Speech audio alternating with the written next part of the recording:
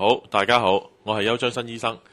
我喺2002年係前線醫生聯盟啱成立嘅時候創會嘅會長。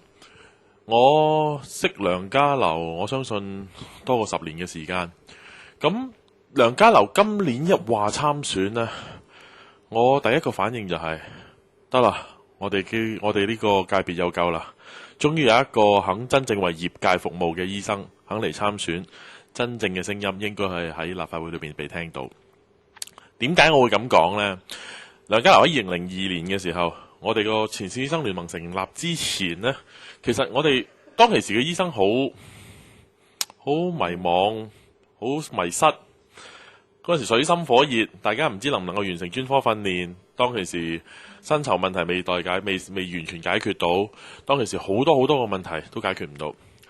當其時我哋有 PDA 有公共醫生公共 PDA Public Doctors Association 啦，有其他嘅醫學會啦。咁但係真正為最前線醫生講嘢嘅同事呢，我當其時可以講係寥寥可數。但係當其時其中一位最肯為前線醫生講嘢嘅就係梁家騮。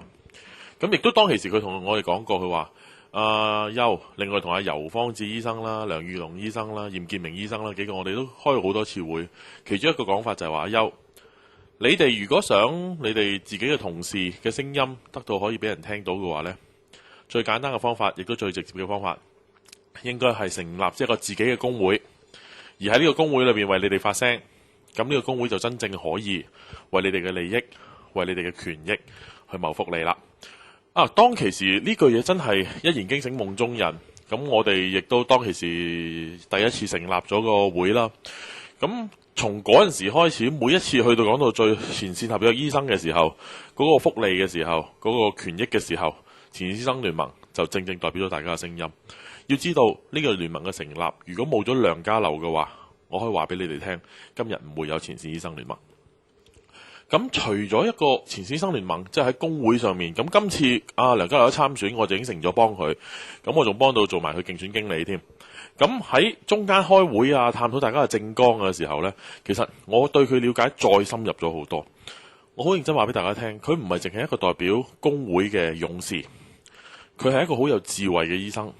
咁你免稅頂多咪免咗1000幾把，係咪啊？咁你要個中產買保險，第一樣嘢咧，你就要佢冇事嗰陣時，冇事冇病冇痛嗰陣時，揞啲錢出嚟，跟住你先打個折頭俾佢。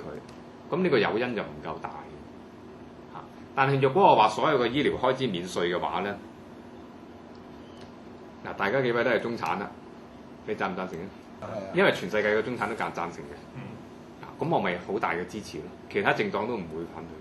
有對即係對個市民，即係除咗個政府稅收少咗啲之外，咁對啲市民有咩害處咧？實好嘅。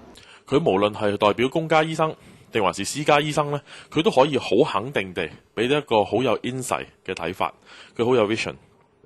咁喺呢啲時候，佢做嘅決定呢，一定係為業界最好嘅利益着想。咁喺好多件事上面，我亦都同佢探討過，例如話喺 CEPA 上面啦，咁佢就話要小心啊，可能會有一個好大嘅問題㗎。咁呢啲等等呢，都係梁家騮睇到佢對個事件嘅前瞻性、遠觀性呢係好大。